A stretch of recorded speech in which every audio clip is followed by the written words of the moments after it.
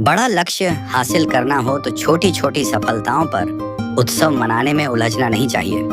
लगातार आगे बढ़ते रहने से ही काम पूरा होता है। श्री राम ने बाली को मारकर सुग्रीव को राजा बना दिया।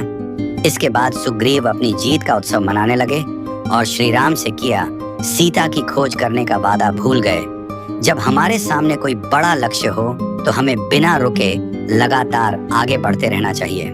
अगर रास्ते में छोटी छोटी सफलता मिलती भी है तो हमें रुकना नहीं चाहिए, वरना हम लक्ष्य से भटक जाते हैं। ये बात हम रामायण से समझ सकते हैं। रामायण में रावण ने सीता का हरण कर लिया था।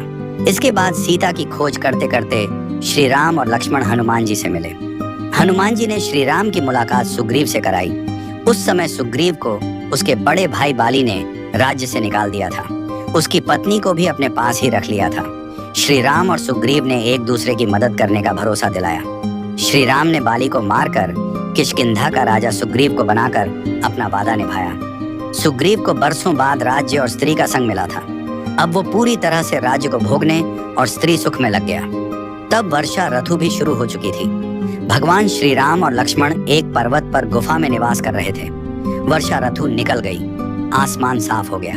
श्री राम को अब भी इंतजार था कि सुग्रीव आएंगे और सीता की खोज शुरू हो जाएगी। लेकिन सुग्रीव पूरी तरह से राग रंग और उत्सव मनाने में डूबे हुए थे। सुग्रीव को ये याद भी नहीं रहा कि श्री राम से किया वादा पूरा करना है। वह ये वादा भूल गए। जब बहुत दिन बीत गए तो श्री राम ने लक्ष्मण को सुग्रीव के पास भेजा। लक्ष्मण ने सुग्रीव पर क्रोध किया। तब उन्हें एहसास हुआ कि विलासिता में आकर उससे कितना बड़ा अपराध हो गया है। सुग्रीव को अपने वचन भूलने और विलासिता में भटकने के लिए सबके सामने शर्मिंदा होना पड़ा, माफी भी मांगनी पड़ी। इसके बाद सीता की खोज शुरू की गई। रामायण के इस प्रसंग की सीख है कि छोटी सी सफलता के बाद अगर हम कहीं ठहर जाते हैं, उत्सव मनाने लगते हैं, तो मार्ग से भटकने का डर रहता है।